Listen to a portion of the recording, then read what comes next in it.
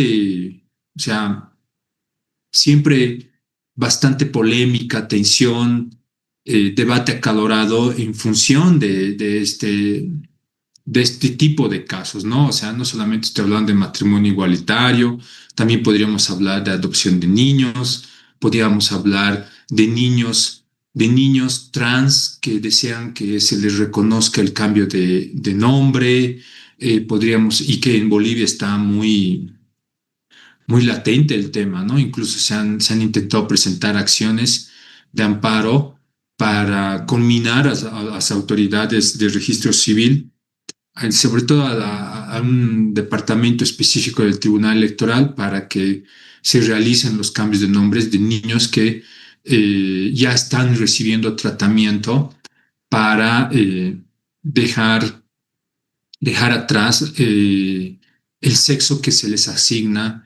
en el nacimiento desde el punto de vista legal y médico, ¿no? Entonces, es una realidad. Aquí en Ecuador tenemos el caso de una niña que está batallando para que se reconozca su condición precisamente de mujer trans y que ya está recibiendo el tratamiento médico pertinente, regresión de hormonas de testosterona y progresión de hormonas estrógeno, ¿no? Principalmente. Y el caso está en la Corte Constitucional. He dejado de seguir ese caso. Más bien, creo que lo voy a retomar. Caso, me acuerdo hasta del nombre, se llama La Niña Amada, ¿no?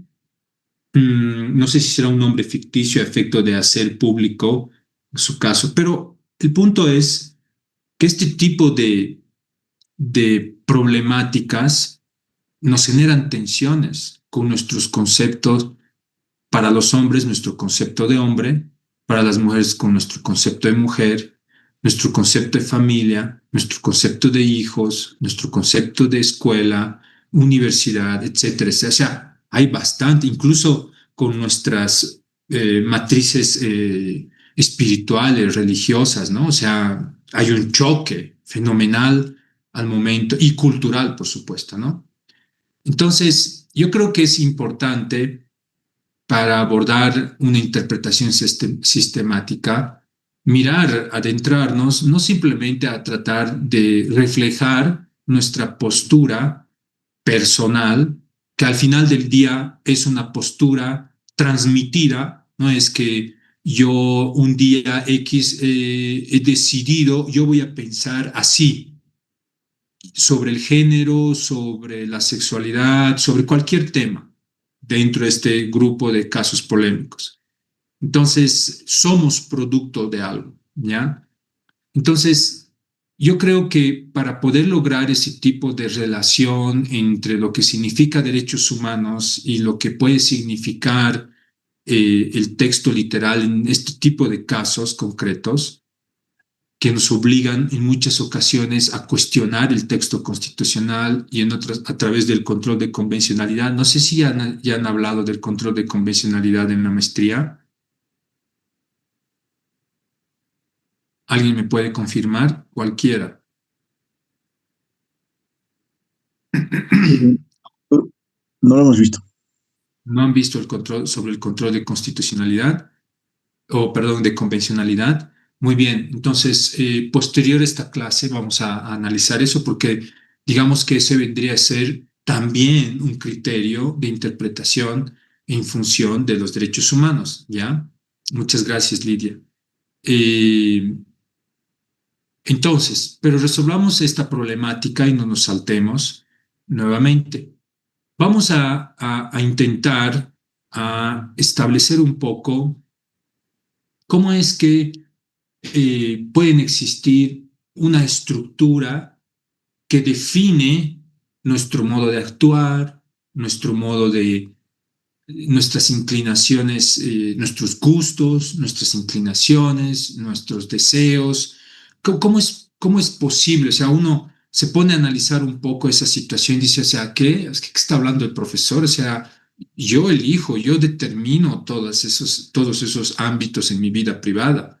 Bueno, parece que hay trabajos que muestran que no es tan así y que precisamente encontrar que al final del día nada tiene existencia inherente, pareciera que nos permite abrir la puerta y cuestionar ciertas categorías que al final del día este mismo grupo o estos trabajos interpretan que representan en última instancia tecnologías de poder, una forma de alguna manera dominar a ciertos grupos, de excluirlos, de reducir el ámbito de lo que significa el ejercicio de la democracia. Porque algo es bien cierto, creo yo, y es que cuando hablamos de género y todo lo que incluye eso, estamos hablando de democracia, ¿no? A quién le damos derecho y a quién no? Y estos casos, estos problemas como el matrimonio igualitario, de una u otra forma, nos reflejan esa tensión, reflejan esa problemática, ¿no? ¿En qué medida yo quiero continuar enclaustrando la democracia a determinadas categorías, estereotipos, cuestiones dadas por sentadas, ¿no? Y en qué medida quiero abrir mi democracia a otras formas de existir que supongan la intervención de otro tipo de actores que no necesariamente me representan o se asocian a mí o los cuales yo puedo sentir cierta aversión, ¿no? Muy bien.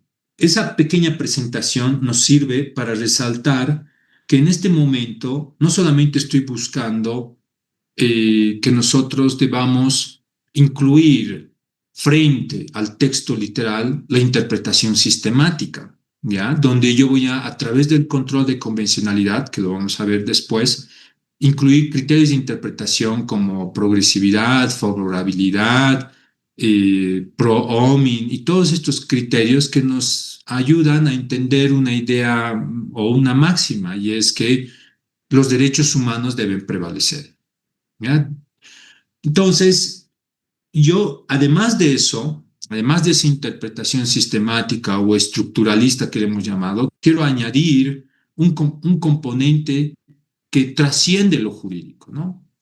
Y en qué medida nosotros, de alguna forma, debemos dar cuenta de qué está compuesto esos elementos estructurales que, de alguna forma, definen nuestra forma de pensar y principalmente nos inclinan, ya sea a través de la reacción o a través de la indiferencia, nos inclinan a la, no a la discriminación, perdón, a la violencia, cualquiera sea su modalidad, intensidad.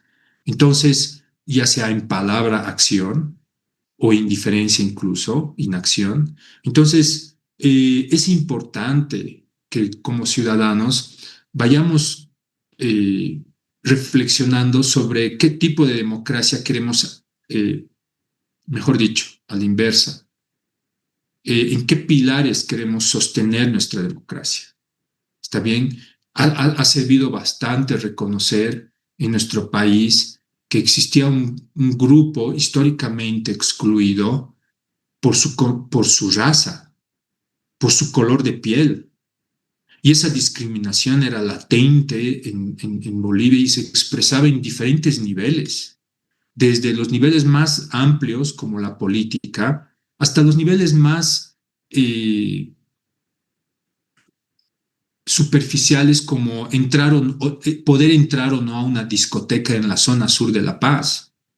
Entonces, yo creo que ese tema ha sido bastante debatido y este que estamos tratando, por eso es que no escojo casos relacionados a eso, a un sentido de descolonización, a un sentido de colonialidad, que todo proviene de una fuente de información que no está en el derecho, ¿no? O sea, ahí es donde el lenguaje interdisciplinario tiene que tomar presencia, ¿no?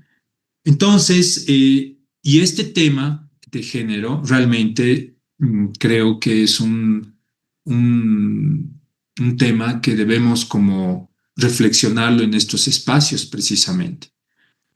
Muy bien, lo que voy a hacer ahora es presentarles un video para que veamos más o menos a qué responde esta categoría de género y cuáles el diseño estructural que esta autora, porque hay, como ella misma lo indica, hay bastantes teorías sobre género, y ella ofrece una propuesta que, digamos, ha sido bastante difundida en todo el mundo, ¿ya?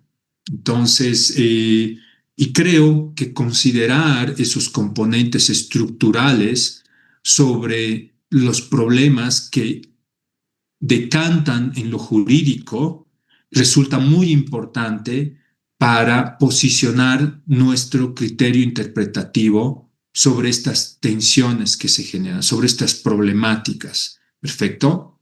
Muy bien, entonces voy a compartirles mi pantalla sin mayores comentarios y vamos a tratar de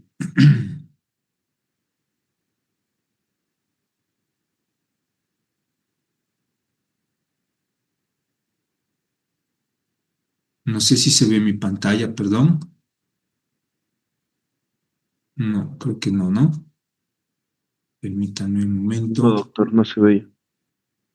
Ahora lo soluciono.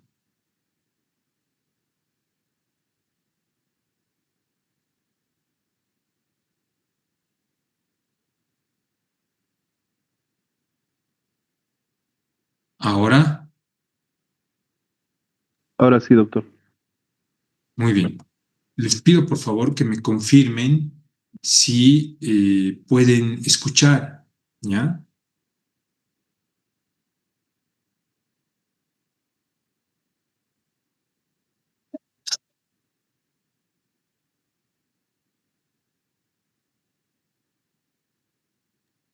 So there are many different theories of gender, and mine is just one. Se escucha, doctor. Sometimes people who really hate gender name me one who made this up, but that's actually not true.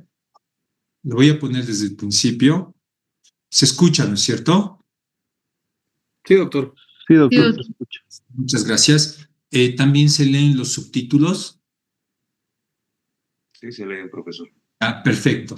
Entonces, es Judith Butler, una afamada filósofa, politóloga, defensora de los derechos LGBTIQ+, y tiene unas reflexiones muy interesantes que nos permite incluso trascender los esquemas de género, ¿no? O sea, analizar muchos otros problemas que vaya más allá del género. Pero escuchémosla, no entremos con comentarios adelantados y luego comentamos el video y qué implicaciones podría tener todo esto en la resolución de un caso como el del matrimonio igualitario o el de una niña o un grupo de niños solicitando el cambio de su nombre y el de su nombre porque decidieron revertir, ¿no? O sea, esta condición que es definida desde el nacimiento. Muy bien, estoy hablando de personas trans, ¿no? Perfecto.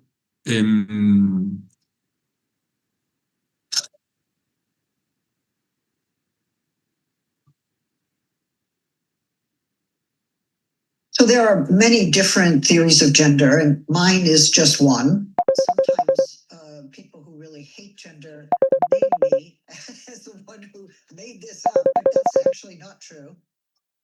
You know, in my view, everybody has a theory of gender. What I mean by that is that everybody has certain assumptions going about what gender is or should be. And at a certain point in life, we ask ourselves, wow, where did that assumption come from? At this point, I'm less concerned about whose theory is right and whose theory is wrong, because the assault on gender is also an assault on democracy. We have the power and the freedom to make more livable lives for ourselves, where bodies can be more free to breathe, to move, to love without discrimination and without fear of violence. I am Judith Butler, distinguished professor in the graduate school at the University of California at Berkeley. I teach literature, philosophy, and critical theory, and I'm most well known for my two books on gender, Gender Trouble and Bodies That Matter from the early 1990s. My work has been translated into more than 27 languages.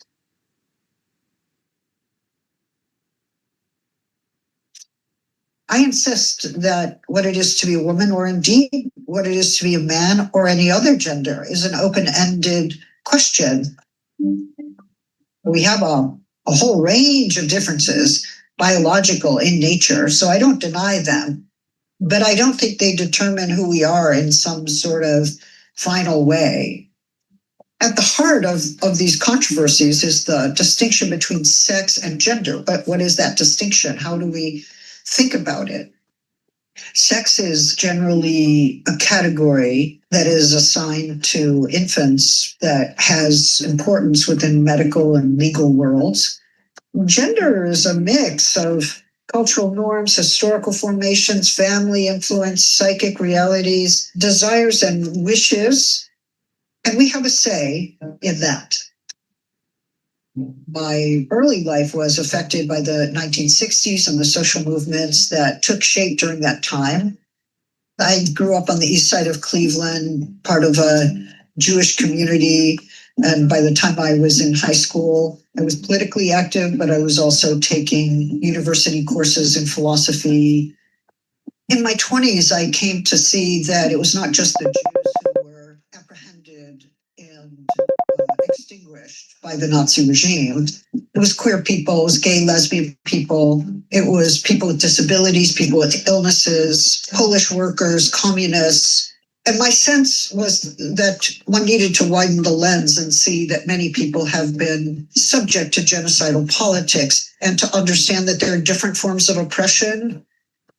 I remain convinced that one does need to know history in order to make sure it does not repeat, and that one wants justice not just for the group to which one belongs, but for any group that suffers in a similar way.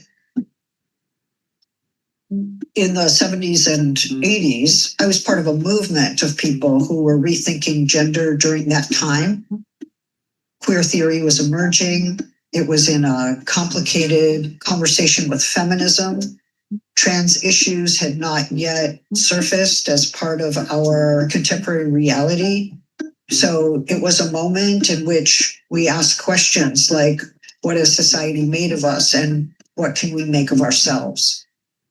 There were a number of versions of feminism that I tended to oppose. One of them held that, well, women are fundamentally mothers and that maternity is the essence of the feminine.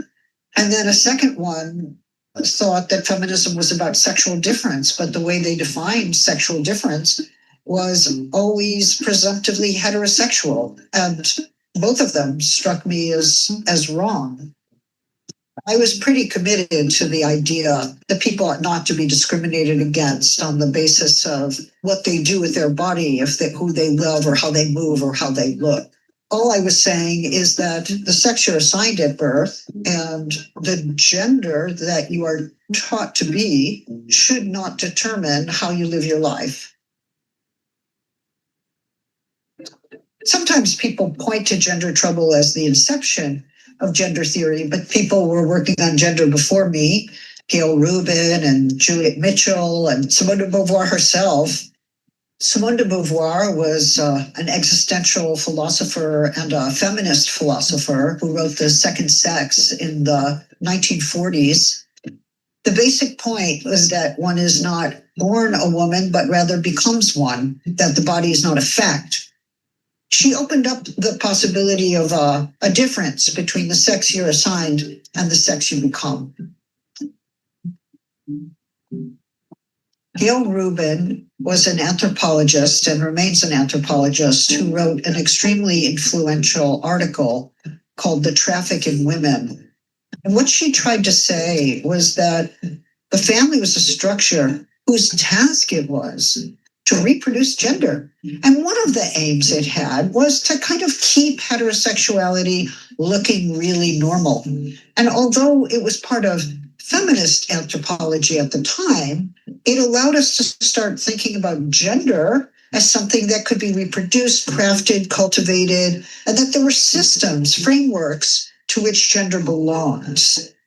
There was one other dimension of Rubin's work, which was, interestingly, psychoanalysis. She basically said, well, maybe there's a whole lot of repression going into becoming a man and a whole lot of repression going into becoming a woman. And that one of the things we have to do is to conform with existing gender norms, is to rule out all those possibilities of being, feeling, doing, loving that don't line up with the gender norms that are governing our lives. So anthropology, psychoanalysis, they all had their place in that moment way before gender trouble emerged on the scene. I think at the time that I wrote Gender Trouble, people treated gender as if it was a natural fact or a sociological reality, but they didn't treat it as something that you could make and remake. Performance is important to the extent that we do enact who we are. And anybody in performance studies actually knows that there are performances that we do in our lives that are not mere performance, they're not fake. When performative was first coined as a word, the philosopher J.L. Austin was trying to understand legal utterances. So when a judge says, I declare you man and wife, you become man and wife once that expiration has happened. That's not fake. That happened. Now, what if we were to say that in enacting our lives as a particular gender, we are actually realizing that gender anew. We are making something real happen. When gay and lesbian people started coming out, or when trans people started living openly, something changed in the world. By appearing, speaking, acting in certain ways, reality changed. And it has changed. We are seeing the changing of terms. We no longer speak about family, woman, man, desire, sex in the same way. Even the Cambridge Dictionary acknowledges that something has changed. Okay, so when we talk about performative, we're talking about an act that makes something come into being, or an act that has real consequences. We're talking about the changing of reality. Even among progressive and liberal people I know, there can sometimes be a real resistance to thinking about trans rights or lesbian and gay rights or even women's rights. They sometimes say that these are secondary issues, or it simply makes them uncomfortable. Why should I have to refer to someone as a he or a she or a they? And yet, at least in the US, we've learned how to talk about Black people differently, or we talk about women differently. And sure, it was probably hard to learn how to use new language. Maybe we had to adjust our habits. But stumbling is part of learning, and making an error is part of learning, especially when we're learning something new. Sometimes we can all be vitriolic, right? Certain statements will set me off and I will scream. But if I only were to do that, then I would never be having a conversation with anyone. I think we all want to be the moral center of our universe. Like, that's right, that's wrong. You're canceled, you're not. You're with me, you're against me. But we have to allow ourselves to be challenged and accept the invitation to revise our ways of thinking, because that's the only way of being open to people who are trying to make their claims, sometimes for the very first time, to be heard, to be known, to be acknowledged. Now I'm less interested in defending a theory of gender. I'm much more concerned with finding creative and effective ways of countering the attack on gender. One problem is that many people who refuse to allow trans people to define themselves is that they feel that their own self-definition is destabilized. The idea that we can change reality, transform reality to be more open, inclusive, just, less violent. There's an instability in that that's very frightening to people who want to understand their genders as fixed. But is anybody's gender necessary and universal, or is it a complicated emergence that happens with each of us? our deepest sense of self is also formed in time, and we can't always know in advance what that will be. Freedom is a struggle because there's so much in our world that's telling us not to be free with our bodies. And if we are seeking to love in a free way, to live and move in a free way, we actually have to struggle to claim that freedom. When we live in a democracy, we assume that we're living according to certain principles: equality, freedom, justice. And yet we're constantly learning what freedom is and what equality is and what justice can be. And those challenges, right? The anti-slavery movement, the suffrage movement, the movement for LGBTQIA plus rights, I mean, each of those struggles involve challenging people's existing ideas of who's equal, who has the right to be free, and how do we define justice? We are all the time struggling to achieve that goal. We need to reoccupy these notions and show that concerns with racial justice and gender equality and gender freedom are an integral part of any democratic struggle, especially if we want to rethink who the people are and what it means for them to live in freedom without fear. Let's just wrap up the gender stuffs. Unless you want to take a break from gender, we can go back to that. Do you want to let me give you the prompt for the last few My minutes? whole life I've wanted to take a break from gender. I can never take a break from gender. Get smarter, faster with videos from the world's biggest thinkers. To learn even more from the world's biggest thinkers, get Big Think Plus for your business. A lot of people think But that even sex more drive, from the romantic world's love, biggest and attachment are phases. They're not phases, they're brain systems. Sex is far more a brain process.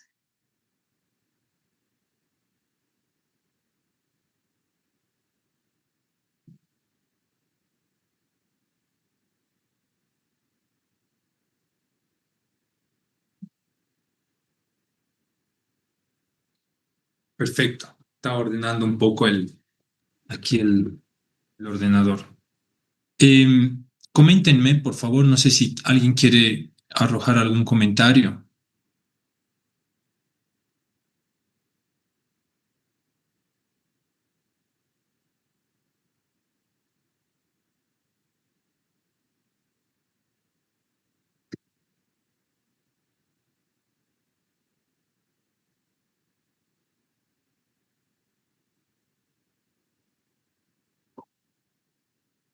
¿Alguien quiere comentar algo?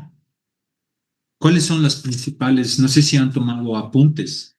No sé si pueden identificar cuál es el propósito o la relación que nosotros tendríamos con lo que está hablando la autora y nuestros casos problemáticos en este ámbito de acción, obviamente, ¿no? ¿Nadie quiere comentar nada?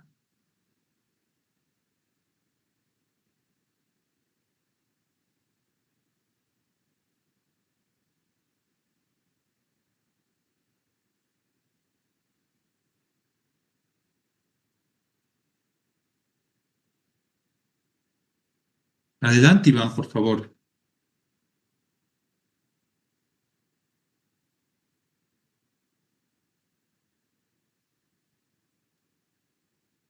¿Cómo está, profesor? Buenas noches. ¿Cómo está? Buenas? Quizá lo que podrías rescatar con relación a la lectura que teníamos sería la relación sobre la percepción social de uno mismo que va evolucionando en el tiempo. Es algo que había referido en el video y que se reproduce también en la sentencia que habíamos leído, puesto que esa interpretación sistemática a la que quizá vamos a ingresar después hacía referencia también a ello, si no me equivoco. Una evolución también de criterios, una evolución dentro de esa integralidad que debiera haber en la interpretación de la norma. Ya, perfecto. Sí, exacto. La interpretación sistemática precisamente intenta como abrir la posibilidad de que el derecho acompañe la evolución, el desarrollo de la realidad social. ¿no es cierto? Muy bien, buena observación, Iván. No sé si hay alguien más que quiera resaltar algo. Doctor, pero es como que chocaría con esto de que el derecho también debería de evolucionar de acuerdo a las, no sé, a los cambios que puede existir, pero no existe una población mayoritaria para que se modifique o evolucione el derecho respecto a las personas que eligen, que en este caso se puede decir que eligen tener un género diferente al clásico.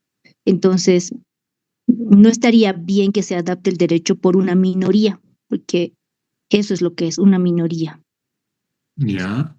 Antes de continuar reflexionando sobre ese punto, nos traes al curso una interesante interrogante de manera implícita, y es, ¿de dónde tú sacas eh, lo que debe, o sea, de dónde extraes la idea de lo que debe ser género? ¿De dónde extraes la idea de que el matrimonio igualitario, y todos, ¿no? No solamente usted, todos, ¿de dónde extraemos la idea de que el matrimonio debe ser entre hombre y mujer y no puede rebasar esas fronteras? Debe resguardarse eso. Es cierto que el matrimonio de hecho ha reconocido, se ha reconocido, pero digamos que todavía no tiene la misma calidad, eh, aunque sí, ¿no? Hay debate, pero existen diferencias muy sutiles que al mismo tiempo pueden representar intereses muy grandes de estos grupos que están buscando reconocimiento de derechos, igualdad, etcétera, ¿no? Entonces, yo quisiera que nos cuestionemos, porque el video lo que está intentando transmitirnos es precisamente reflexionar de dónde extraemos ciertas ideas que nosotros cargamos y las reproducimos. ¿De dónde extraemos esa idea? De dónde es que simplemente bajo el funcionamiento de una sociedad del pasado, de nuestra familia, de nuestra escuela? Entonces eso es lo que nos está De impulsando la historia, doctor, de la a historia. ya de la ¿De dónde, historia. de dónde sacó de la historia? La historia siempre ha hablado de hombres valientes, mujeres luchadoras, Mm, mujeres que han hecho esto, mujeres que aquello. En mm, ningún momento, en ningún libro de historia vamos a encontrar de que eh, un homosexual, entre comillas, fue a la guerra y estas cosas. Eso no existe. ya, Al menos no en los precedentes históricos que nosotros tenemos, como humanidad me refiero. Entonces, perfecto, de ahí es que se saca este clásico entendimiento de que es hombre y mujer. muy bien. A ver, para provocar un poco, ¿sabías que la historia, sabes por qué los gays no iban a la guerra? Porque los gays eran, en el contexto, en algún momento escuché a alguna alta autoridad pública decir, los indígenas no sabemos lo que es la homosexualidad.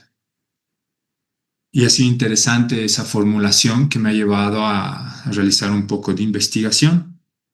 Y estoy tratando de mantener en el ámbito de la historia, ¿no?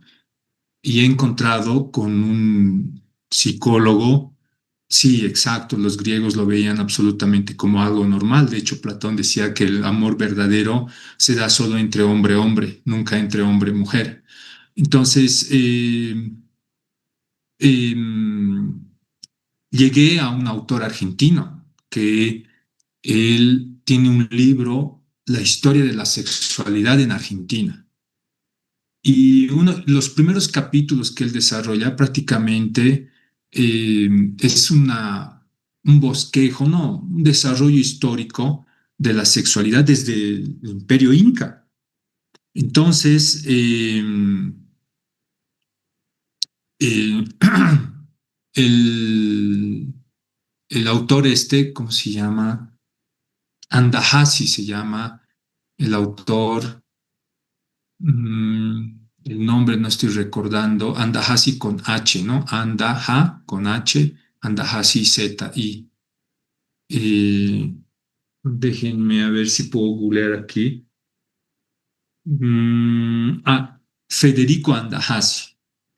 Federico Andahasi. Entonces, mientras leía los primeros capítulos, describía cómo los militares y la alta cúpula de los incas tenían como una especie de grupo, ¿ya? Hombres que se dedicaban exclusivamente a trabajar su feminidad, ¿ya? Y estaban exclusivamente reservadas para los militares y la alta cúpula de, de esta, del imperio inca, ¿no? Y claro, prácticamente lo que describe es la homosexualidad, ¿no? Entonces, cómo la homosexualidad está reservada únicamente para esta alta cúpula del imperio inca, ¿no? Entonces, si queremos hablar desde historia, creo que de alguna manera existen eventos puntuales en la historia mundial y que aquí en América Latina principalmente se grafica muy bien desde el punto de vista, ¿no? Desde el periodo de la colonización, en el que no solamente se ha colonizado el trabajo los pueblos y nacionalidades, sino que también se ha colonizado sus mentes, se ha colonizado muchas cuestiones que de alguna manera se transmitían ciertas ideas desde la religión, ¿no? Desde la transmisión de la religión. Entonces, la colonización de las almas, ¿no? Entonces, si queremos hablar de historia, existen muchos datos y muchos libros que nos pueden describir claramente que la homosexualidad no es que se ha inventado el día de ayer o hace unos cuantos años atrás, o que un grupo de gente ha saltado a decir no queremos derechos y ya. Obviamente, para llegar a ese punto hay un desarrollo enorme, pero aquí la, creo el punto central es tratar de mirar y de cuestionarnos, ¿no? Porque si yo voy a decir, no, matrimonio es hombre-mujer y es la historia la que define, y no voy a adoptar una postura crítica de mis premisas, entonces ya no, aquí acaba la clase prácticamente porque no está abierta la posibilidad de reflexión crítica. Y cuando digo acabar la clase no lo digo en un tono de querer imponer una postura determinada, sino digo, ¿dónde queda la posibilidad de reflexión crítica si me ensimismo en un dogma? Porque al final del día, aquello que no acepta una postura crítica prácticamente está reproduciendo solo un dogma, ¿no? Y al reproducir un dogma estamos reproduciendo prácticamente premisas de manera automática, simplemente porque en la práctica y la transmisión de generación en generación de cualquier cosa que sea esta, está legitimada. Hoy estamos hablando en este contexto de, qué sé yo, de los derechos de estos grupos, LGBTIQ+, etcétera. Pero en determinado punto como el compañero acá, Sebastián, lo está mencionando, la esclavitud en algún momento ha sido vista como algo natural, incluso para la filosofía de Aristóteles. Aristóteles justificaba la esclavitud.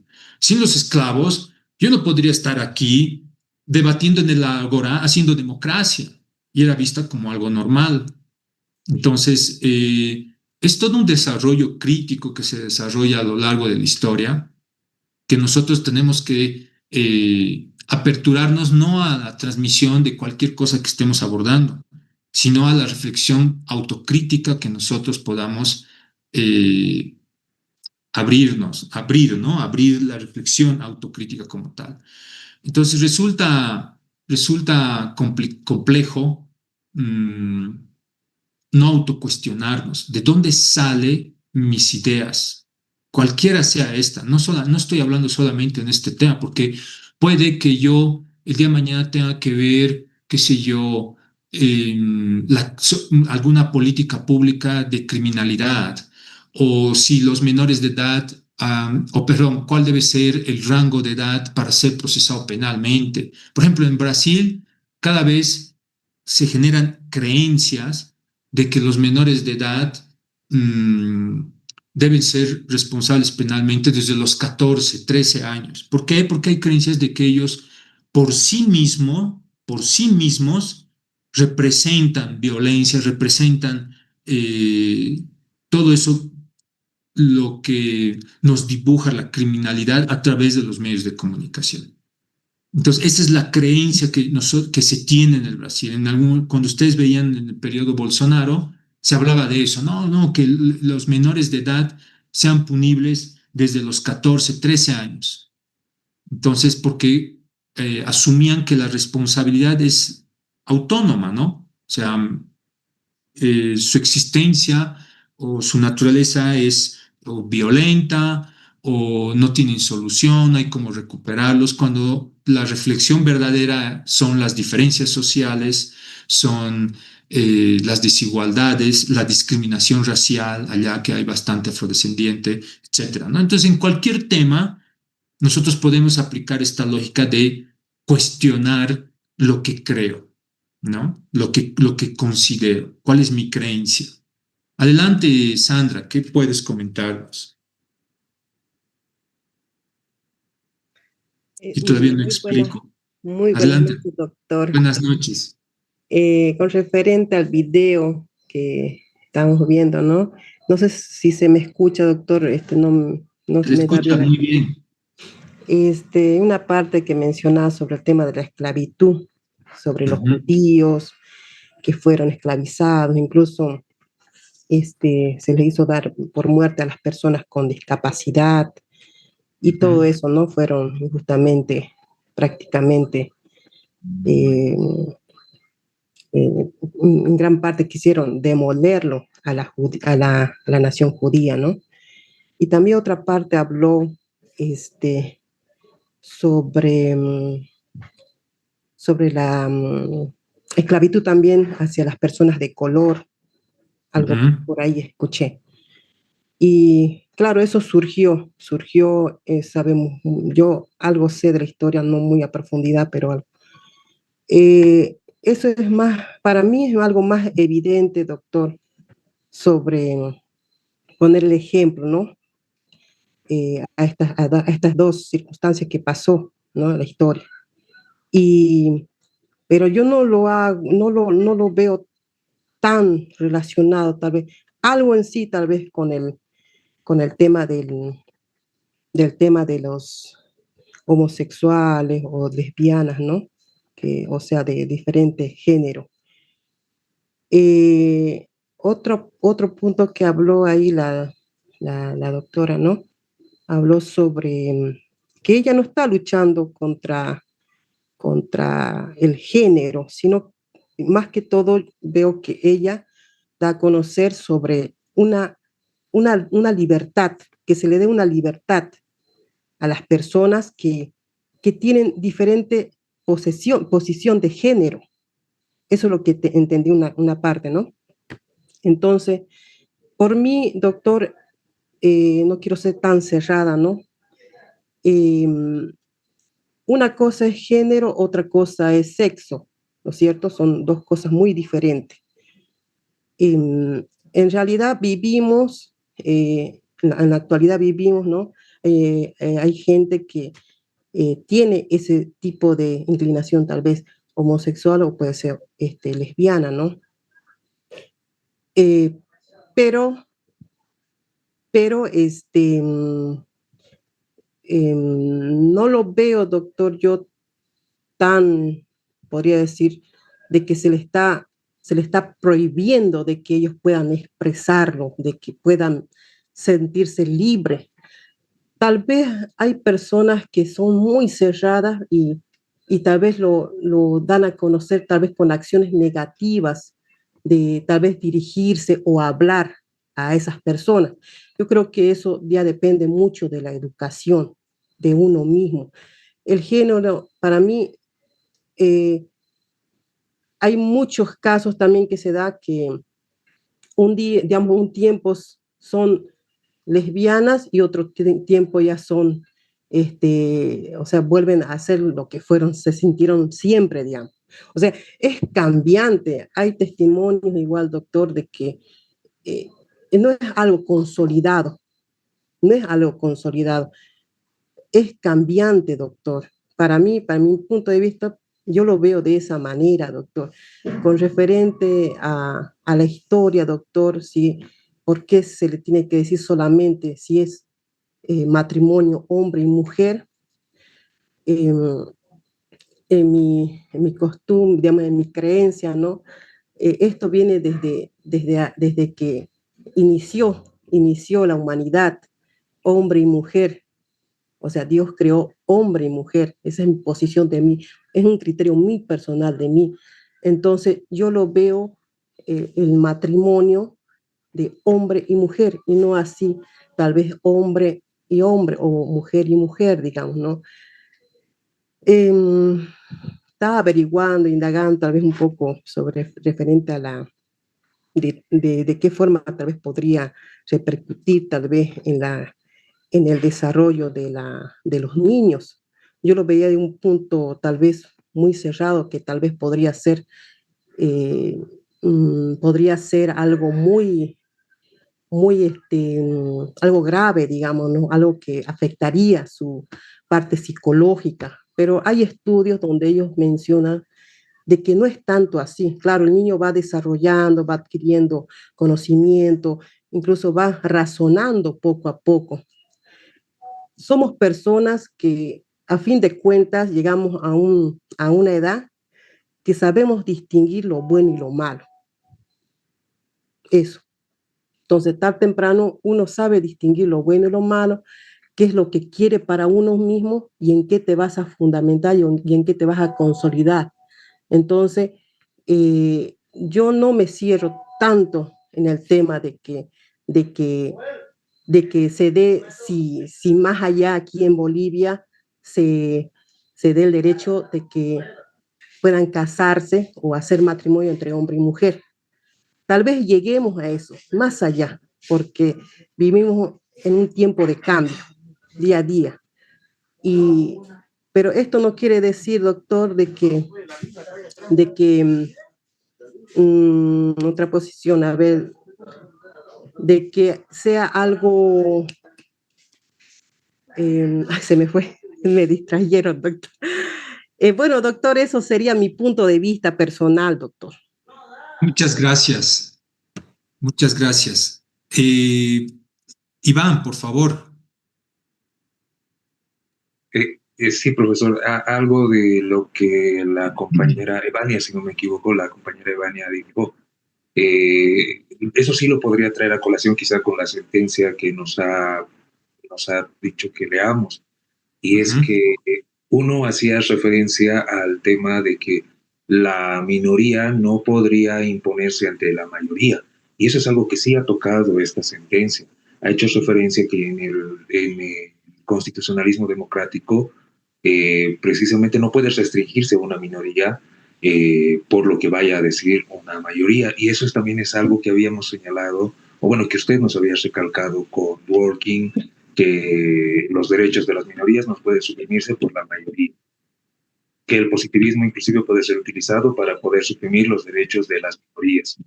Algo que también se rescata de esa relación precisamente es de lo que nos dice Alexi sobre la aplicación del test de proporcionalidad, que se aplica igual en esta sentencia, es decir, la adecuación o idoneidad, necesidad, proporcionalidad estricta, y además lo que decía igual Ferrajoli, o sea, los tres, en otras palabras y en otro sentido, apuntarán también a lo mismo.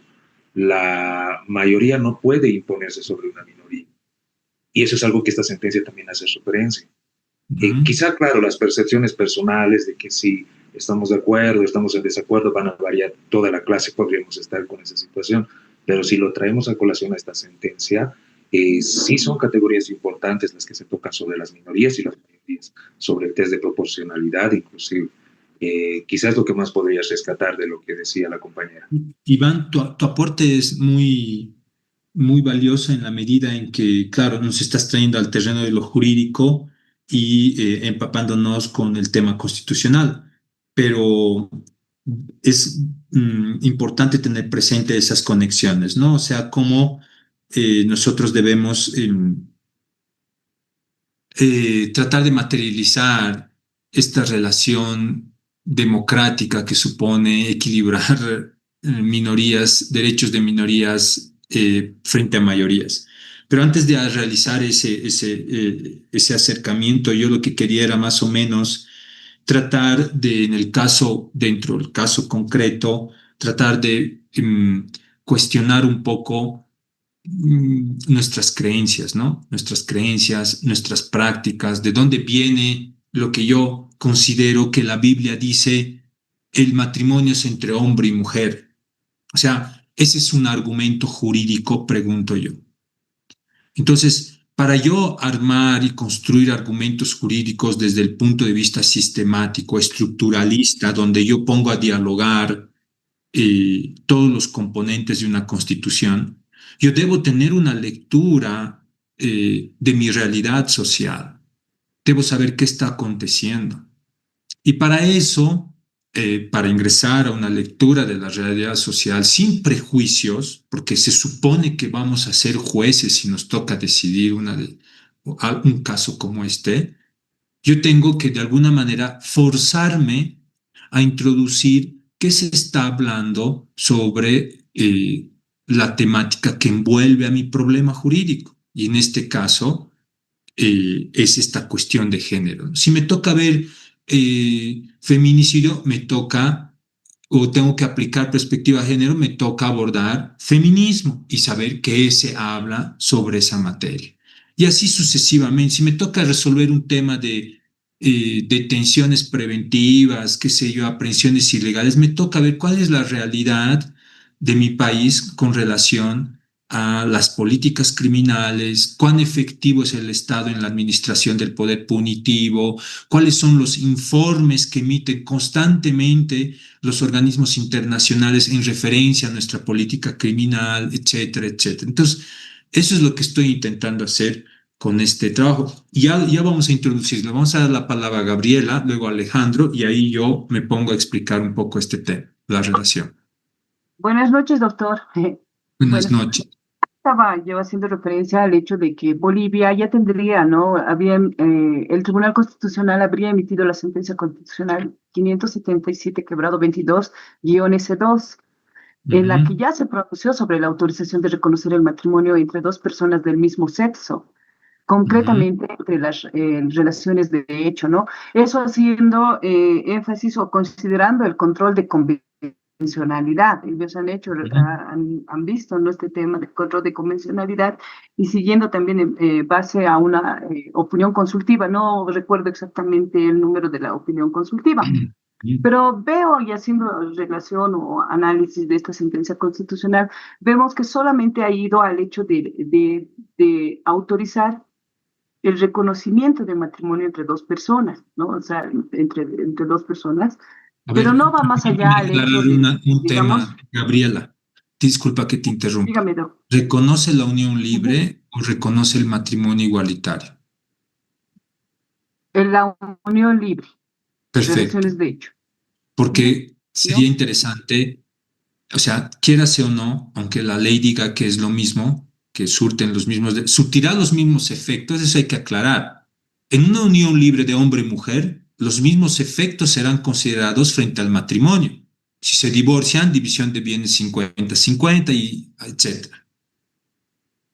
Pero adelante, Gabriel. Siga, doctor, perdón que le corte. No, adelante.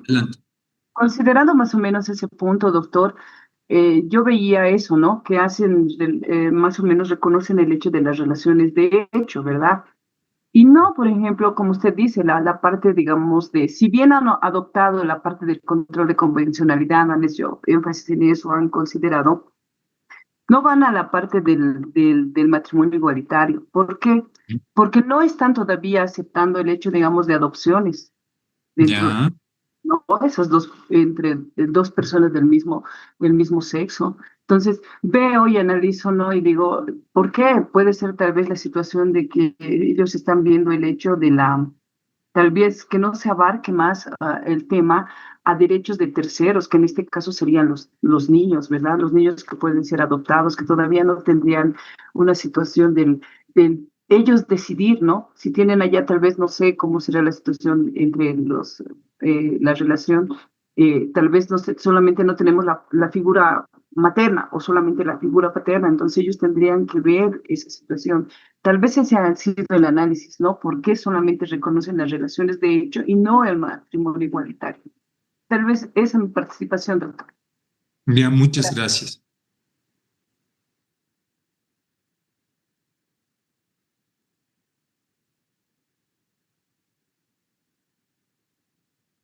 Muy bien. Es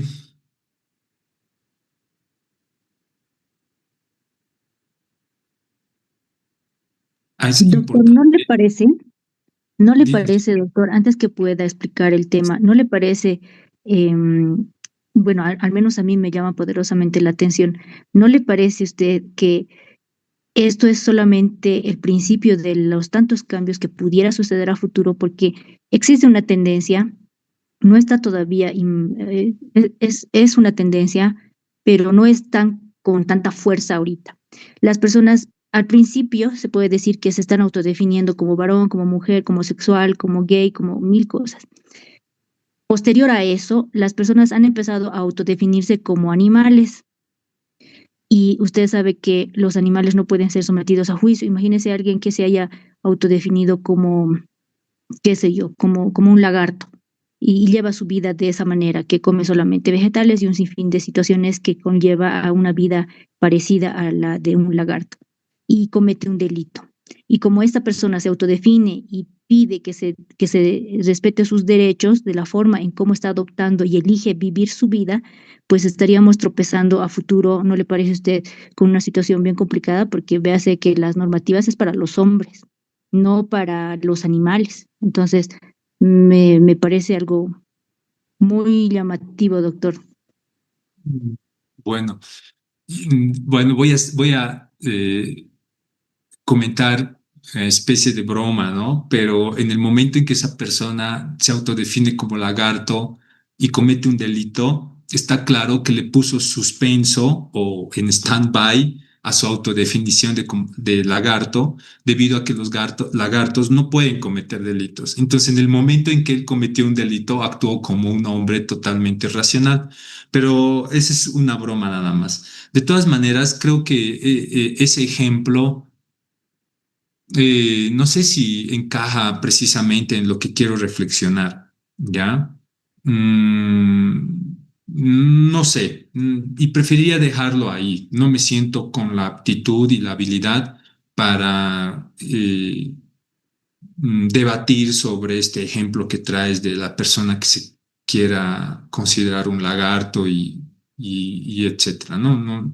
Primero, nuestro ordenamiento jurídico no está en esa dirección, está muy lejos de eso y no veo yo un movimiento de gente que esté luchando por querer autodefinirse como lagarto.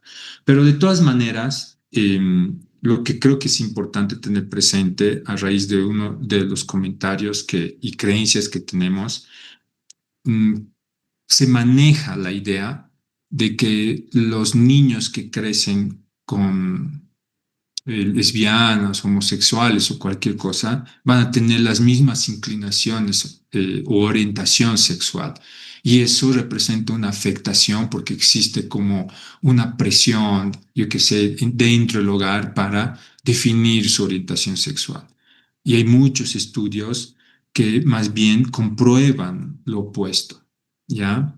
Que la inclinación sexual de los padres no tornan a los niños no define, mejor dicho, su orientación sexual.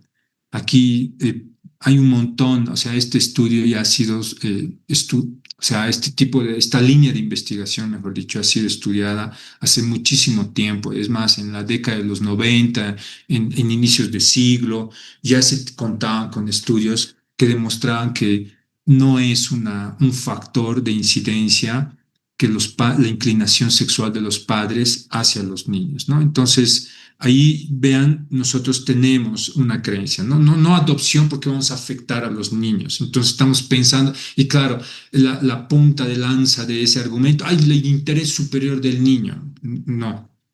Entonces no hay tal, ¿no? Si quieren trabajos, ahí les puedo enviar estos trabajos. Por ejemplo, cómo la orientación sexual de los padres importa, es una investigación, pero todo está en inglés, ¿no?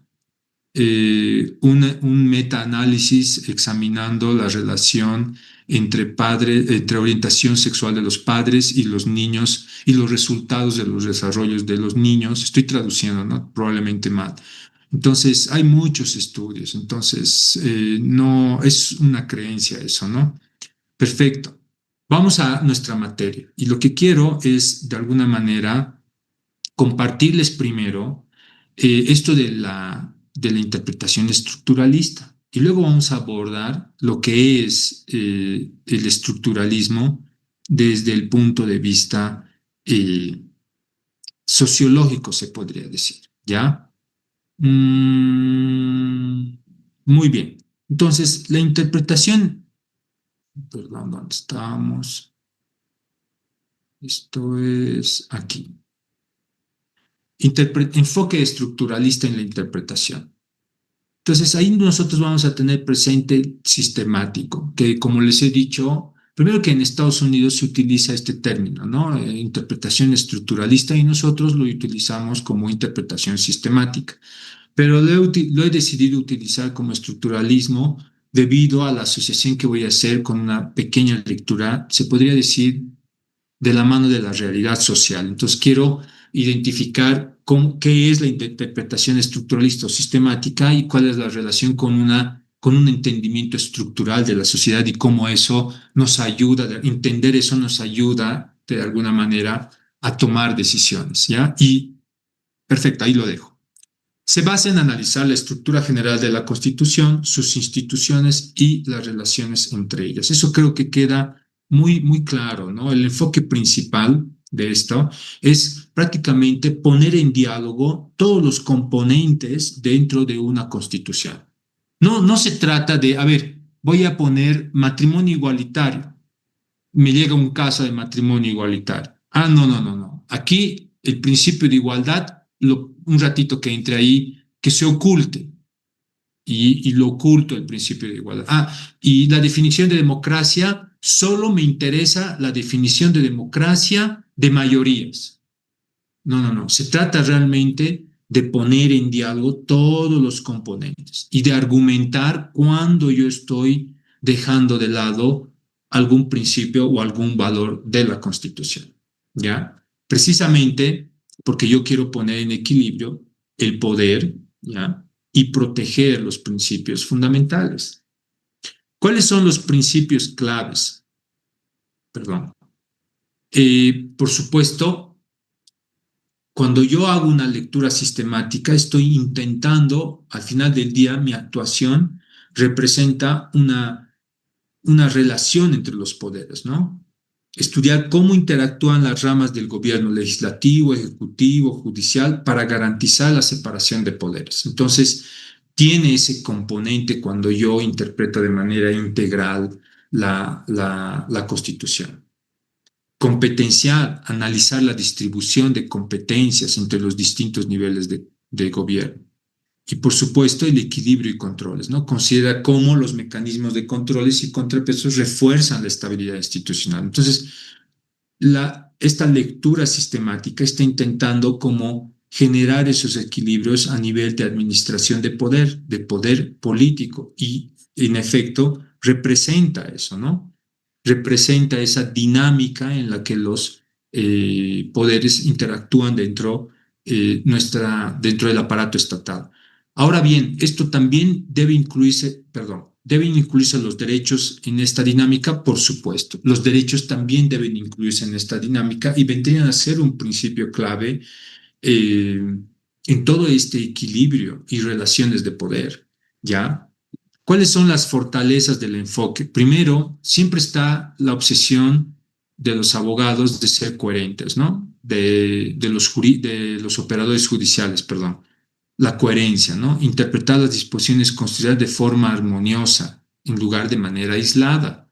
Entonces, claro, si yo interpreto de manera literal la Constitución de forma tal que mi conclusión sea que el matrimonio es exclusivamente entre hombre y mujer, yo estoy, quieras o no, le estoy dando la espalda a muchos otros principios, un conjunto. Por eso es que la primera clase les he mandado como tarea analizar esos principios. Ustedes ya mientras me están escuchando, cognitivamente ya deben estar como conectando qué principios es que yo le estoy dando la espalda.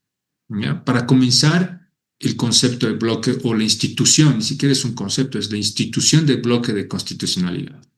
¿Por qué? Porque ya sabemos que la jurisprudencia, Bolivia ratificó la competencia de la Corte y la Corte tiene una opinión consultiva en esta materia y reconoce. Y al igual que en Bolivia, y aquí me voy a adelantar diapositivas, ¿ya? Perdón. Al igual que en Bolivia, la Convención Americana de Derechos Humanos reconoce el matrimonio como derecho de hombre y mujer, tal cual ustedes pueden ver en su pantalla. Y lo que ha hecho la Corte Interamericana es precisamente utilizar una interpretación sistemática y evolutiva para decir en la opinión consultiva, alguien ahí lo ha mencionado, 2417, decir, no, el matrimonio no puede ser entendido de manera literal, tal cual está en la Convención Americana.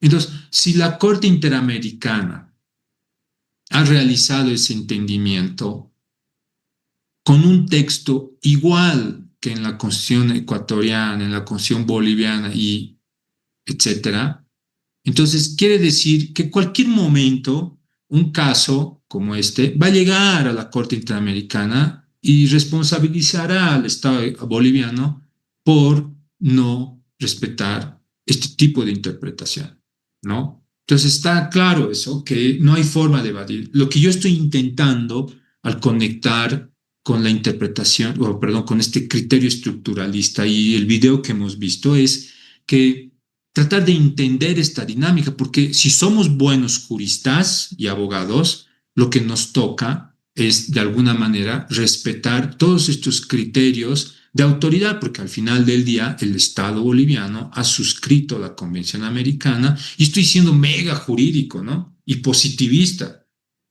¿ya? Y la Corte Interamericana no se ha puesto, obviamente tiene argumentos, pero no se ha colocado en la posición de reflexionar de manera preferente. No, es que la mayoría de los estados en la América Latina han reconocido a través de la convención la literalidad de que el matrimonio es hombre y mujer, ¿no? Es un contrasentido de su función. Lo propio sería un contrasentido del Tribunal Constitucional que está encargado, entre sus principales funciones, proteger derechos, que él resuelva de una manera adversa de derechos de grupos que históricamente están siendo excluidos y que en la realidad se ven un sinfín de historias que al final del día solo decantan en extremo sufrimiento debido a la discriminación, a la violencia que se ejerce contra ellos, a la falta de ejercer una infinidad de derechos. Y obviamente eso tampoco ayuda a que nuestra sociedad deconstruya ciertos criterios que permitan de alguna manera reinventarse ciertas creencias, ¿no? Incluir al excluido. Y no estoy hablando solamente este es un grupo. También aquí deben entrar mujeres, indígenas, negros, discapacitados, ancianos, etcétera, que en diferentes intensidades la sociedad hegemónica ejerce violencia y discriminación. Eso es innegable, ¿no? O sea, la mujer no es que ya por reconocerse un sinfín de instituciones y todo un aparato institucional que está tratando de generar igualdad de género concebido como la primera parte que nos describe la autora, ¿no? Entre mujer, hombre, ¿no? O sea, y nada más, eso es género, hombre, mujer. Entonces, esta igualdad de género no, o sea, todavía no se ven resultados. ¿Por qué? Porque hay una fuerte corriente desde la cultura de ideas asentadas, ¿no? El hombre debe ser, qué sé yo, el proveedor, el hombre es esto o el otro, y así se van como ideas que van eh, mm, reforzando esos esquemas de alguna manera de discriminación. Lo propio sucede en diferentes ámbitos, con diferentes grupos. No es que ya la sociedad boliviana es totalmente igualitaria en diferentes aspectos. Entonces, vean ustedes que la convención se ha generado, perdón, la Corte Interamericana se ha generado interrogantes, ¿ya? ¿Es posible que la Corte cree derechos no contemplados en la convención? No ha creado derechos, simplemente ha generado una interpretación evolutiva porque en los diferentes estados existen movimientos, activismo, grupos que están sufriendo, porque al final del día eso deberíamos reflexionar, la discriminación, la violencia, lo que genera es sufrimiento para otros seres humanos. Probablemente hoy día no sea mi familia, pero probablemente como está evolucionando tanto, tal vez sea mañana mi hijo o mi nieto. Entonces, eso no nos ponemos a reflexionar, ¿no? Creemos que no, soy intocable a estas nuevas creencias de la modernidad. No, no somos intocables. O probablemente ni siquiera sabemos, porque no sabemos dónde van nuestros hijos o nuestros nietos. Entonces, es bien importante tener presente ese tipo de cosas, porque creemos que la realidad se mueve en función de cómo yo veo la realidad. Pero la realidad está en movimiento. La generación de mi hijo no es la misma que la mía, ni la generación de mi nieto es la misma que la mía. Ya están en otro circuito, en otra dinámica. Cuando uno habla con muchachos de 20 años, 18 años, tienen otras creencias. Yo lo hago acá en la universidad y es diferente. Realmente es totalmente distinta a mi generación. Entonces, por ejemplo, son mucho más abiertos a este tipo de interacciones. No son tan dualistas de hombre y mujer, y el hombre tiene sus funciones y la mujer tiene las suyas. Y así, párele de contar. No tienen esa dinámica dual dicotómica. Perfecto. Entonces, una respuesta afirmativa, no, eso creo que son interrogantes. Entonces, las disposiciones. Aquí están como diferentes justificativos que utiliza la Corte Interamericana para poder dar paso al reconocimiento del matrimonio igualitario, ¿no? Entonces, ahí tenemos las disposiciones, la disposición 64. Perfecto. Entonces, vamos a retornar. He hecho una pequeña digresión para mostrar que no solamente Bolivia tiene este problema y que se irrespetaría la democracia y las mayorías, porque la democracia no es la regla de mayorías. Esa es una definición básica de la democracia. La democracia es más allá que la regla de mayorías. ¿De acuerdo? Entonces, ese no es un argumento. Perfecto, vayamos. ¿Cuáles son las críticas al estructuralismo? Por supuesto, la subjetividad, la falta de claridad, la desconexión del texto, por supuesto. Pero ahí es donde debemos reforzar. Identificar las críticas nos permite la posibilidad de reforzar nuestros argumentos para descolocar estas críticas, ¿no? Muy bien. Y a modo de cierre, y con eso ya se me está, no quiero traspasarme en el tiempo, el estructuralismo es una herramienta poderosa para interpretar la Constitución como un todo coherente, mínimamente coherente, ¿no? Su enfoque en la estructura y las relaciones fortalece la comprensión de los principios subyacentes del sistema constitucional, por supuesto, y sin embargo requiere un equilibrio cuidadoso entre principios implícitos y la fidelidad del texto constitucional. Entonces es importante tener presente.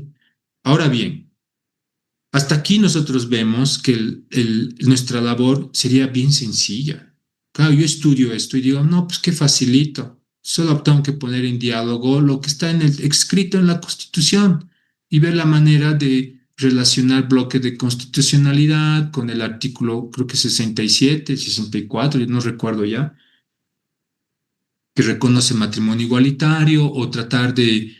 parece muy fácil la tarea.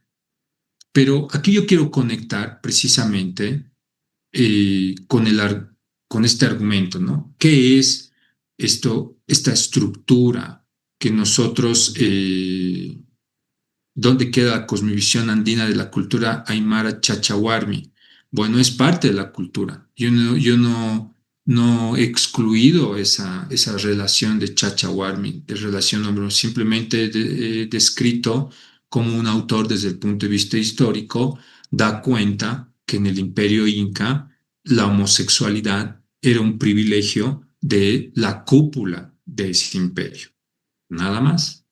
O sea, era para descolocar un poco esos argumentos de que los pueblos indígenas no conocían la homosexualidad. Eso es algo que ha venido del occidente. Entonces parece que no es muy cierto. Muy bien. Entonces, ¿qué es lo que quiero comentarles con relación a este enfoque estructuralista y qué es lo que está relacionado precisamente con el video que hemos visto?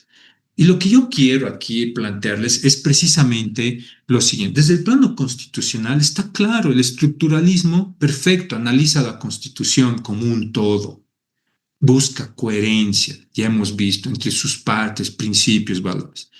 Pero desde el plano sociológico, nosotros tenemos que dar cuenta que nuestras opiniones, de una u otra forma, directa o indirecta, están estructuradas por creencias, cultura, instituciones sociales, etc. Entonces, de alguna manera, lo que yo creo hoy día, mañana ya no se va a creer y probablemente en el pasado no se creía.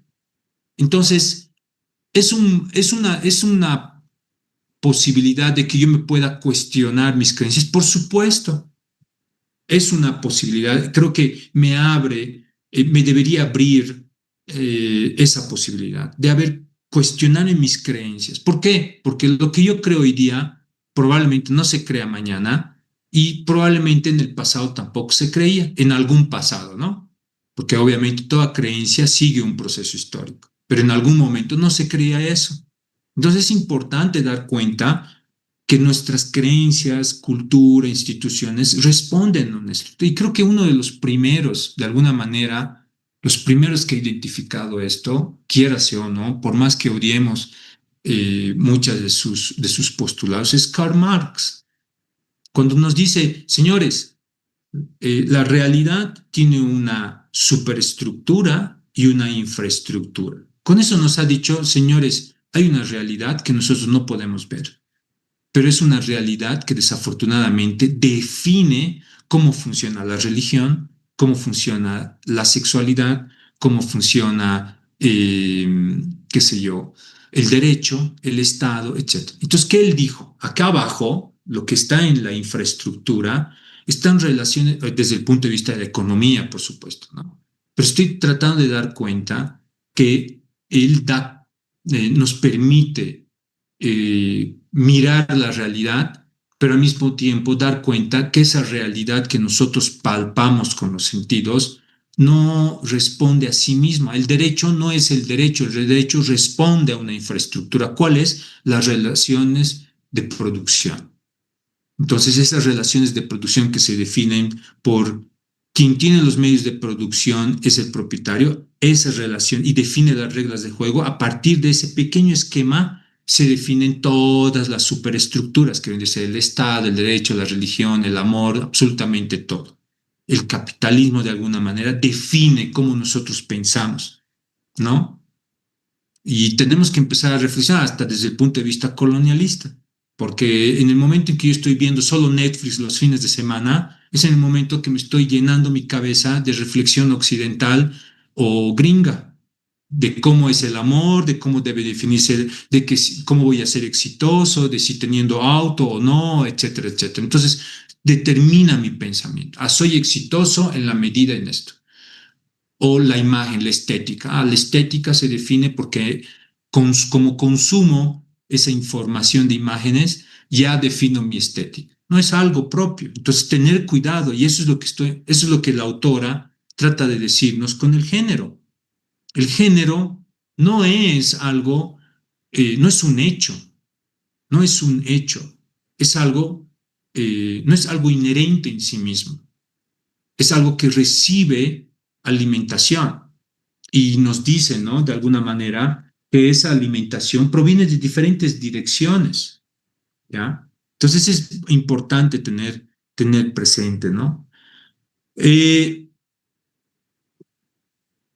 Hablando un poco del texto, ¿no? Del texto, del video, es importante tener presente que el género prácticamente vendría a ser un producto de la estructura, ¿ya? Donde prácticamente son nuestras creencias, nuestros actos, los que reafirman esta dualidad. No, el género es hombre-mujer, lo asociamos con el sexo. Entonces, parte de la idea del sexo y el género no son cosas iguales, pero nosotros lo definimos así. Entonces, en el esquema más clásico, si se podría decir, ¿no? Entonces, esa asociación, ese producto de una estructura genera violencia, genera. Y cuando menciona, como muy bien la compañera lo ha detectado, la Segunda Guerra Mundial, lo que está haciendo es decir, la Segunda Guerra Mundial no solo ha dado cuenta de que los judíos han sido desplazados, excluidos, discriminados, sino que también los homosexuales y muchos otros grupos, ¿no? Entonces, lo que nos está tratando de decir es como hay una superestructura que constantemente está intentando definir quién es quién en la sociedad y quién no es. ¿Ya? Tú eres, tú no. Y desde el constitucionalismo nosotros tenemos un alto poder para decir tú eres y tú no eres, ¿no? Ese es el punto. Entonces, claro, y si nosotros definimos que el género es producto de lo que creemos, de nuestra familia, de la escuela, de la sociedad, de nuestras relaciones, etcétera, es producto de eso al final del día, ella está diciendo, si es algo construido, entonces nosotros tenemos derecho, tenemos voz y voto para reconstruir el contenido de ese género. Entonces, y es ahí donde ella comienza, ¿no? A desarrollar toda su exposición. Prácticamente nos presenta una pequeña historia de cómo se inicia esta reflexión, de cómo Simone de Beauvoir representa la primera crítica, pero en lo que significa mujer, ¿no? La mujer es un constructo social. Eso nos dice Simone de Beauvoir en su libro bien gordote. Entonces, y eso ha servido para mucho, ha redefinido. Hoy vemos mujeres profesionales, vemos mujeres que no se dedican a la casa, a la inversa. Ahora vemos en muchos hogares que los hombres son los que se dedican a la casa. Entonces han habido muchas transformaciones. Obviamente hay mucho por transitar, por supuesto hay mucho por transitar. Pero ese es el punto. Lo que nos está tratando de decir es que en ese nivel no existía esa crítica con relación a que, o sea, prácticamente se definía una normalidad. Entonces ella entra con su perspectiva de género. O sea, aquí no perspectiva de género, con la cuestión de género, ¿no? Decir, aquí nosotros tenemos la posibilidad de crear y rehacer. El género se crea y se rehace. ¿Ya? Perfecto. Y al mismo, obviamente, en sus otros libros, en sus textos, ella resalta, ¿no? Que esta cuestión de género es producto de espacios macros, ¿no? Como el capitalismo, las relaciones de poder, etcétera, ¿no? Está tratando constantemente de reproducir poder, porque hay alguien que pierde. Y obviamente aceptar en muchas ocasiones significa desestabilizar la seguridad que tiene el ser humano en su espacio de confort, ¿ya? Entonces, la posibilidad de concebir que diferentes actos constituyen el género es la posibilidad de cambiar esa realidad. Y es ahí donde ella sugiere un sinfín de resistencias, porque nosotros podemos rehacer y reaprender esa realidad y de redefinir esa categoría de género. Claro, y ahí es donde nosotros tenemos que ponernos a pensar mis creencias, qué tipo de sufrimiento podrían generar a este grupo de personas que son excluidas y discriminadas. ¿Qué tipo de sufrimiento genera? Y eso es una importante pregunta. O mis creencias, ¿qué están oprimiendo en ese grupo? ¿No? ¿Qué están negando? Y es importante considerar ese plano. ¿Por qué es importante? Porque, como les he dicho ayer, yo parto de una definición donde la Constitución es un discurso precisamente para liberar al excluido, para incluir al excluido, para liberar al oprimido, y así sucesivamente. Entonces, resulta importante reflexionar sobre esto, muy importante, porque solo lo estoy utilizando como una categoría de ejemplo. Al final del día, yo puedo reproducir todo este esquema en diferentes ámbitos, porque nuestras creencias son múltiples sobre la realidad y sobre diferentes temáticas, no solamente sobre la homosexualidad o el lesbianismo, sobre el matrimonio igualitario. Hay diferentes creencias, creencias incluso sobre cuál debe ser el rol de la mujer incluso. Entonces, eso nos debe servir para dar cuenta de que necesitamos necesariamente, como constitucionalistas, no solo saber de normas y de interpretación sistemática o de cómo equilibrar, mejor dicho, cómo aplicar el control de convencionalidad para expandir la posibilidad del matrimonio igualitario, sino, y eso es una de mis críticas a la sentencia ecuatoriana, que no introduce datos, no introduce otro tipo de argumentos, solo introduce y utiliza ¿es suficiente? Sí, es suficiente, está utilizando un argumento de autoridad, pero a mí me hubiera encantado que esa misma sentencia exponga y que cuestione precisamente las creencias de la ciudadanía, que reflexione sobre esta creencia otra vez de que la mayoría dispuso algo y se debe respetar. ¿Cómo yo reflexiono sobre eso?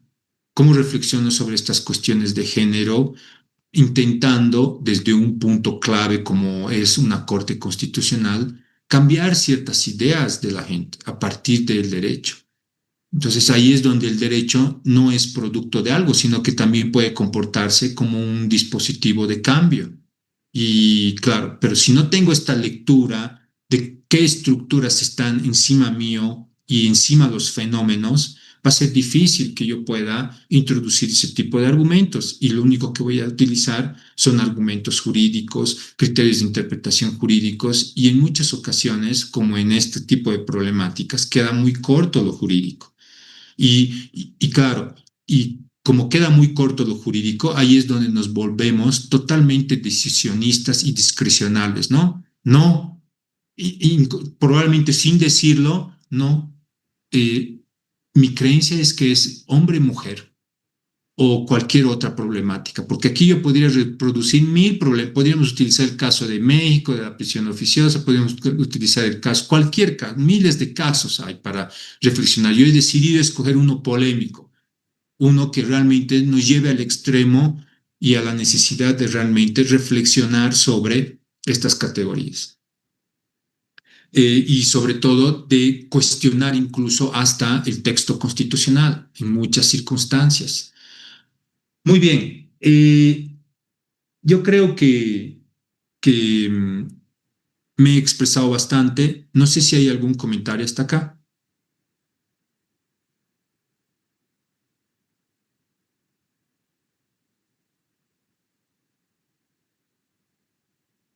¿En qué entorno estabas comentando, Javier, sobre, o al contrario, en qué contribuye a la sociedad ese grupo?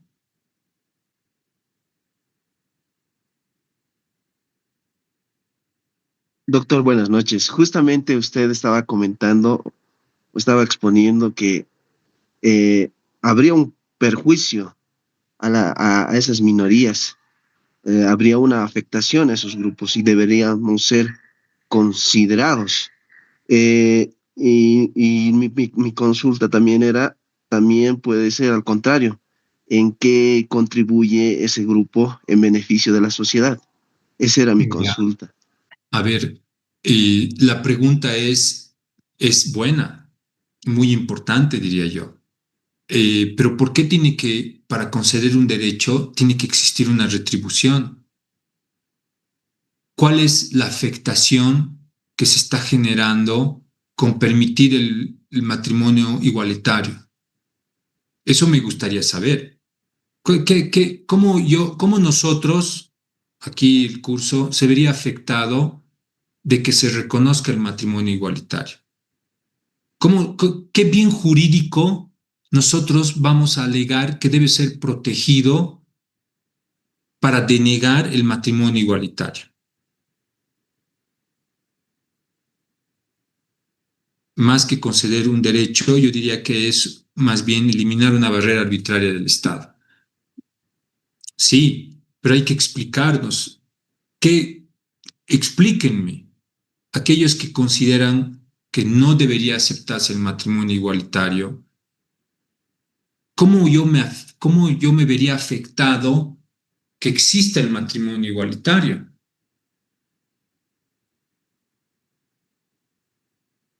¿O nosotros?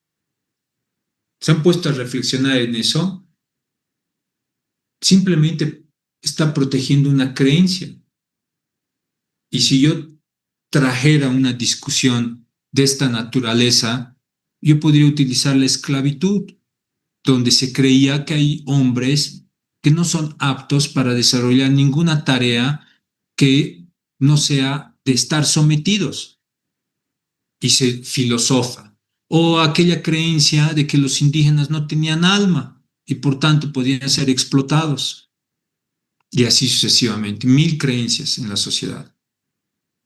Pero en esta en concreto, ¿qué argumento podría yo utilizar de afectación de un bien jurídico con reconocer el matrimonio igualitario? Me cuesta difícil imaginar un argumento de ese tipo, porque al final del día simplemente es, pero eso sí, si no reconozco el matrimonio igualitario, las afectaciones para el grupo minoritario son enormes. ¿Y qué tipo de afectaciones? Laborales, posibilidad de seguro médico, herencias, qué sé yo, incluso adopción de niños. Cuando tenemos muchos estudios, primero que tenemos una situación preocupante en los orfanatos, un montón de niños que estoy seguro que si pudieran escoger entre estar en un orfanato y estar en un círculo familiar, porque claro, a veces imaginamos homosexualidad sinónimo de depravación. Yo creo que, no sé, o sea, a veces, claro, porque trato de buscar argumentos de por qué se genera la creencia de que un niño estaría en un entorno inseguro cuando la familia no sea esta familia tradicional de hombre-mujer. Me cuesta, ¿no? Partir de que no, se va a vulnerar su derecho. ¿Qué derecho? Entonces, yo quisiera escucharles, quisiera argumentos, pero desafortunadamente, no sé, cada quien está en su dinámica y al mismo tiempo son muy pocos los que están aquí como interrogando la clase. Muy bien, yo no tengo más que decir, se me han agotado los argumentos. Si no hay nada más que comentar, perfecto.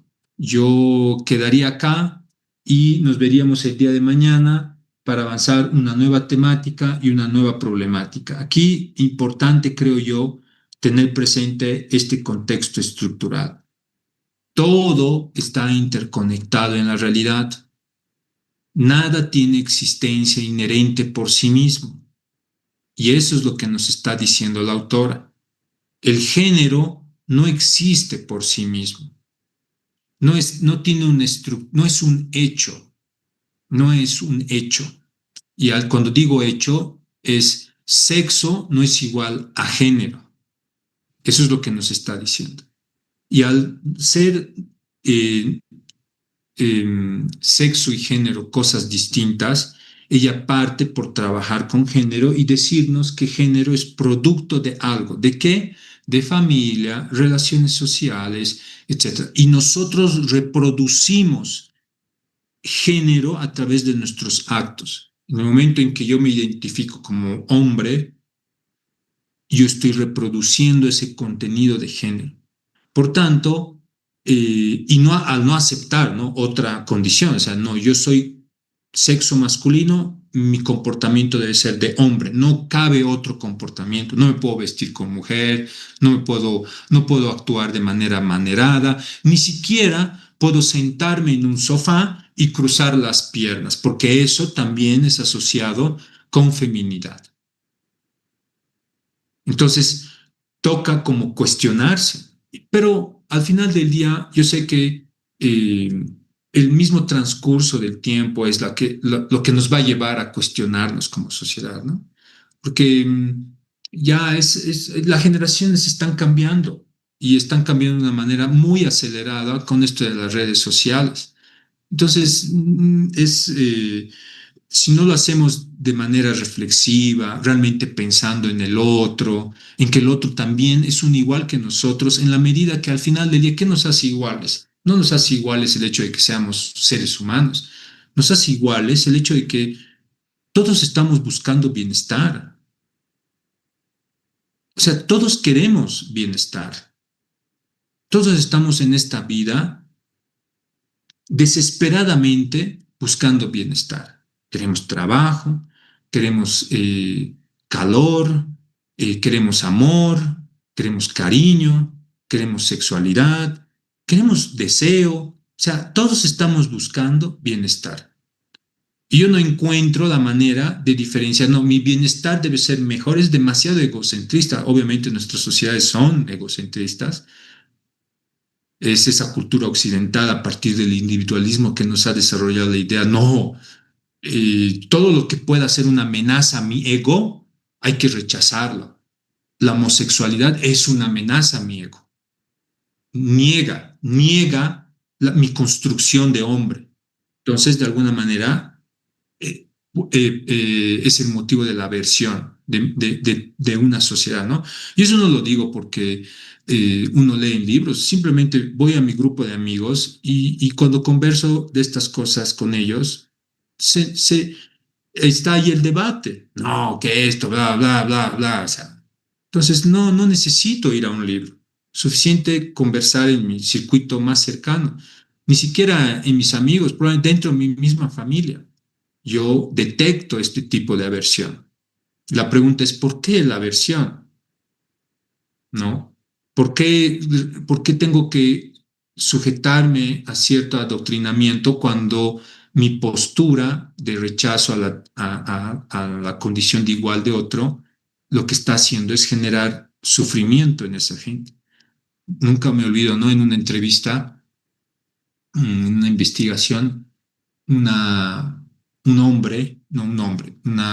mujer trans, claro, nadie le daba trabajo. Y se puso a llorar en la entrevista porque nadie le daba trabajo porque se vestía, o sea, estoy utilizando los términos incorrectos, pero para que me entiendan, se vestía como mujer, pero obviamente no tenía el dinero suficiente para tomar hormonas y le deje de crecer el vello facial, por ejemplo. Y sufría porque su aspecto no inspiraba confianza en una sociedad que piensa de manera dicotómica el género y no consigue trabajo.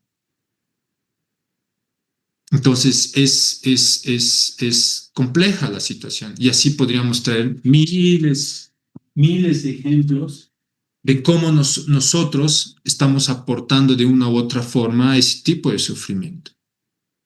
Hay bastantes películas, hay una que es muy buena, hay una belga o canadiense de precisamente un hombre que era trans, o sea, se empieza a vestir como mujer, pero su sexualidad sigue siendo atraído por las mujeres, pero quería vestirse como mujer. Y ahí comienza toda la trama de la película de cómo las instituciones, su trabajo le empieza a tener conflictos.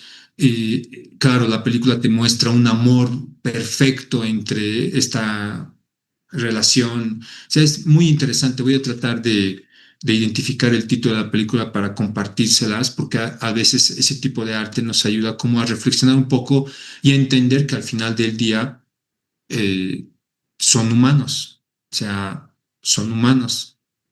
Adelante, Alejandro. Y contigo cerramos la clase. No te escuchamos, Alejandro, no te escuchamos. Tienes que activar tu micrófono. Doctor, buenas noches. Disculpe. Buenas noches. Sí, cortito para no quitarle más tiempo. Entenderíamos que la sociedad funciona sobre Tienes ciertas, 15 minutos. sobre ciertas convenciones, doctor, ¿no? Entonces, esas Sí. convenciones son productos sociales, ¿no? Así tras lo que hablamos de la moral compartida, todo ello. Entonces, yo no creo que ese tema del matrimonio igualitario tenga que ver de individuo a individuo, ¿no? Con una afectación de individuo a individuo. Y aquí encuentro un contrasentido de acuerdo a lo que nos explica, porque si bien el individualismo es el que nos afecta porque nos hace pensar solamente en nosotros, en cierto modo también entendería que hay algo de individualismo en el propugnar esto del matrimonio igualitario, ¿no? Le explico por qué. Cuando ya se convierte o tiene efectos sociales, creo que ahí es donde recién es de interés del Estado. Le pongo el ejemplo, haciendo un parangón con otra temática. Por ejemplo, Canadá era un país que tenía amplias políticas migratorias, ¿no? Pero hoy en día está poniendo ciertos límites. ¿Por qué? Porque se da cuenta que Canadá no es un país para todos porque quiere preservar su cultura y su forma de vida. Entonces siente que tiene más afinidad con gente occidental en el aspecto religioso, en el aspecto de principios y en el aspecto de forma de vida, ¿no? Ellos se han sentido invadidos por gente islámica que no es afín a su cultura de repente ellos, ¿no? Entonces, ese hecho de las garantías de los individuos ya ha tenido una connotación social porque en el Estado canadiense dicen, a ver, acá nuestra forma de vida está en peligro por esto, entonces han restringido y han limitado, ¿no? En el mundo, usted sabe, no solamente estamos los occidentales, habrá los orientales, los confucionistas, y las sociedades se construyen sobre los principios culturales que nos pueden gustar o no, pero que han hecho de nuestros países lo que somos. Por ejemplo, la esclavitud, a la luz del conocimiento que tenemos hoy en día, es totalmente reprochable. Pero la esclavitud en su momento ha moldeado el mundo tal cual lo conocemos ahora. Entonces consideraría que no es acertado analizar los hechos históricos bajo las concepciones y reglas del presente, ¿no? Porque en su momento, por ejemplo, la esclavitud es reprochable desde todo punto de vista en nuestra actualidad, pero también ha hecho parte al desarrollo del mundo. Pongo el ejemplo, La Plata de Potosí había mucho trabajo de esclavitud y en definitiva eso ha tenido su incidencia en la economía mundial y global, y esa economía mundial y global sigue con ese impulso hasta el día de hoy. O sea, ese tamaño ha sido la trascendencia. Entonces, en ese tema del matrimonio igualitario, particularmente, yo no sé si entendemos cuando es de individuo a individuo, pero sí cuando tiene su afectación social. Usted preguntaba en qué sentido, y creo que tiene que ver mucho con el contexto. En una sociedad, consideraría yo, por ejemplo, imagínense, en Europa, por ejemplo, que están con un decrecimiento poblacional, de repente más adelante, la finalidad del matrimonio era la reproducción, ¿no? Esa ha sido la finalidad de esa institución, de ahí viene el nombre, todo ello. Entonces, seguramente, en la medida que vayan avanzando las sociedades, se van a ir modificando los conceptos, y yo más bien es ahí donde encuentro el conflicto entre la connotación que tienen los derechos individuales con los intereses colectivos. Gracias, doctor. Muchas gracias, Alejandro, por tu intervención. Estás adoptando una postura de alguna manera materialista.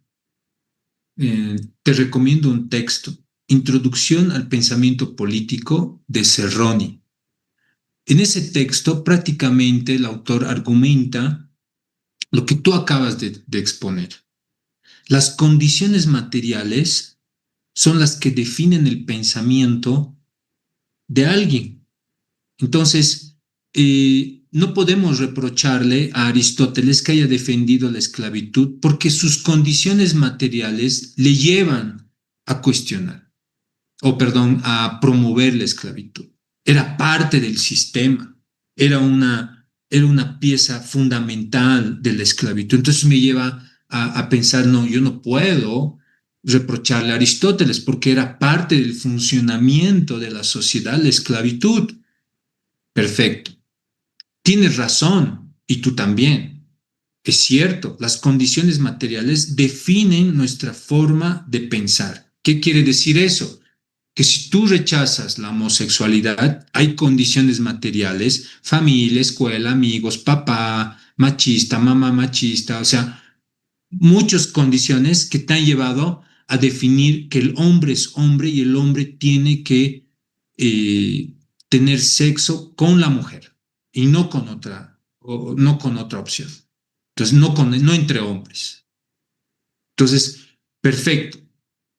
Pero ahí llega, y aquí voy a utilizar una figura que va a ser polémica y que me permitiría reprochar a Aristóteles y precisamente entender que en algún punto, como actores políticos, nosotros tenemos la oportunidad de decir, de cuestionar esas estructuras materiales. Si Aristóteles no lo hizo en su tiempo, es por cómodo, porque dijo, ah, no, si yo cuestiono la esclavitud, yo ya no voy a poder gastarme el día aquí filosofando.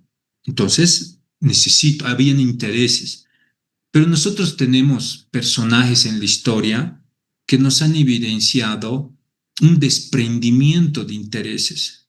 Y una de ellas es la filosofía de Jesús, que ha declarado, podía ser producto de las condiciones materiales y podía haber dicho, no, no hay igualdad, o rechazar a la mujer que debía ser rechazada porque tenía, qué sé yo, una historia en contra de la moral de esa época. Pero no, él más bien incluye. Entonces, ese ejemplo, desde el punto de vista de la filosofía, no religioso, nos permite dar cuenta que, por favor, adelante, Nelson, nos permite dar cuenta que existe la posibilidad de cuestionar esas estructuras materiales. ¿Entiendo? Y otro ejemplo, también en el campo de la espiritualidad, 350 años antes de Cristo, o perdón, 500 años antes de Cristo, va a sonar paradójico, pero Buda, lo mismo.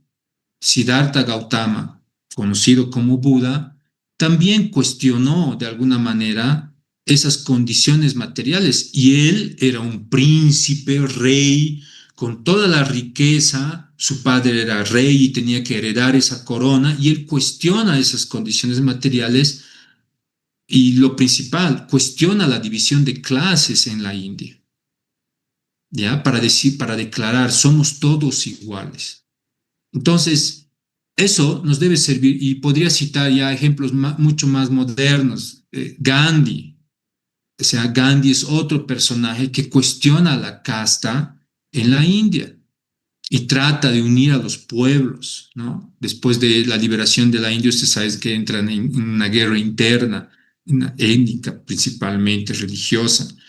Entonces, ahí nosotros tenemos ejemplos claros de que las ideas importan, no solamente las estructuras materiales, y que en algún momento, si nosotros decidimos cuestionarlas, podemos transformar nuestras ideas y hacer que el cambio sea en el presente y no utilizar el argumento conformista, no, que las futuras generaciones vean, por el momento, no, yo estoy bien como estoy.